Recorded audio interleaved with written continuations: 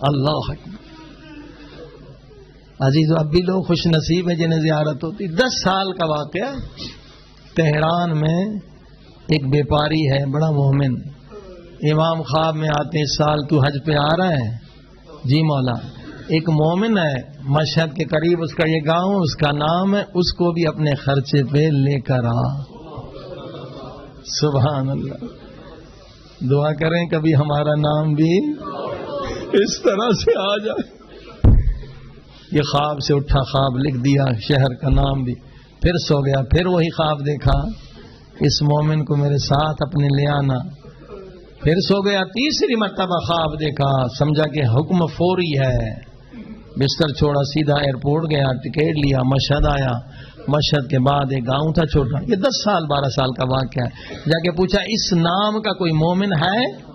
کہاں ایک مومن ہے بکریاں چرواتا ہے، غریب ہے، وہ زمین پہ ہوگا. یہ گیا اس کے پاس کہ اس سال مجھے تجھے حج پہ لے جانا ہے. وہ کہنا میں فقیر آدمی حج کرنے میں سوچ نہیں سکتا. اس نے کہا تجھے پتا ہے تجھے امام زمانہ نے بلایا.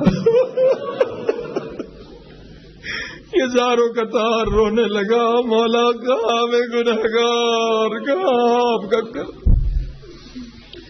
پاسپورٹ بن گیا، ٹکٹ بن گئی. اب یہ بھی معرفت والا مومن تھا جو بیپاری تھا. اس نے کہا جسے امام نے بلایا ہے تو زیارت بھی یقیناً کرائیں گے. شاید اس کے ساتھ میں چپکا رہوں، مجھے بھی زیارت مل. جہاں وہ بیچارہ غریب آدمی جاتا ہے وہیں یہ جاتا ہے، ہر جگہ. مگر عرفات میں پوری کوشش کے باوجود یہ مومن غائب ہو گیا. 2 گھنٹے کے لیے غائب. سمجھ گیا میں بد نصیب ہوں، میرے زیارت نصیب میں نہیں، کوئی گناہ ہے. 2 گھنٹے کے بعد یہ مومن آیا، بکریاں چرانے والا. کہا تجھے زہرا کے حق کی قسم ہے، بڑی قسم دی، عباس کے کٹے ہوئے بازوؤں کی قسم، سچ بتا کہاں گیا تھا؟ کہا مجھے امام زمانہ نے بلایا تھا. کہا مگر میں بد نصیب پوری کوشش کے باوجود محروم رہ گیا. چلو بتاؤ امام زمانہ نے تجھے کیا کہا؟ کہا بہت ساری باتیں مگر بتانے کی فقط 2 چیز کی اجازت ہے، وہ بتا دو.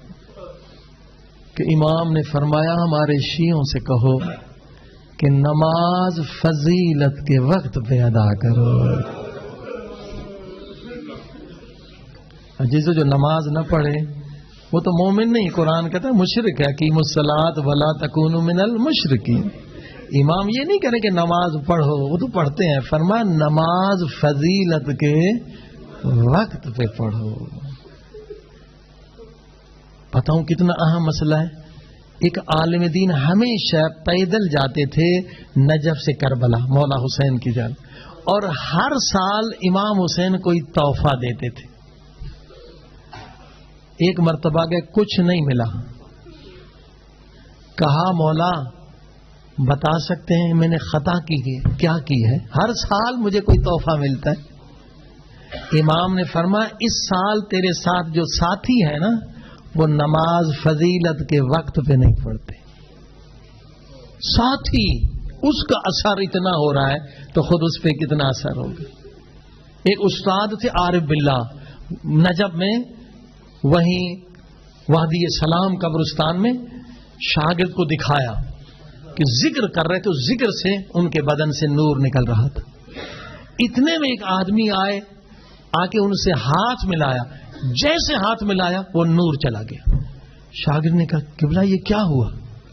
آپ کے بدن سے نور نکل رہا تھا، انہوں نے ہاتھ ملایا نور. کہا یہ مومن تو ہے مگر نماز فضیلت کے وقت پہ نہیں پڑھتا. مجھے ایسے لوگوں سے ناراض ہونا چاہیے تھا. میں ناراضگی دکھاؤں مگر مجھے تجھے بتانا تھا کہ نماز تو فضیلت کے وقت پہ کیوں نہیں پڑھتا. مگر تجھے دکھانا تھا کہ کتنا نقصان ہوا مجھے صرف ہاتھ ملانے کی وجہ سے. یعنی ناراض ہوں ان مومنین سے. آپ پہلے زبان سے نصیحت کریں. یہ امام کا فرمان ہے نماز فضیلت کے وقت کا. دوسری وصیت امام نے کیا کی؟ فرمایا امام نے فرمایا میری پھپھی زینب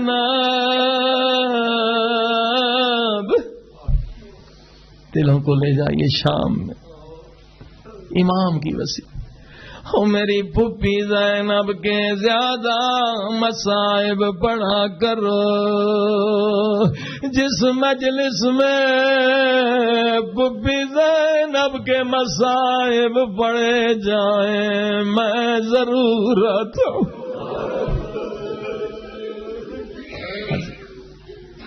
عزیز ایک اور روایت بھی میں نے سنی اور پڑھی کہ جو بی بی زینب کے مصائب پہ روئے گا اسے مولا حسین کے غم میں رونے کا بھی ثواب اور امام حسن کے غم میں بھی رونے کا, دو مجلسوں کا ثواب.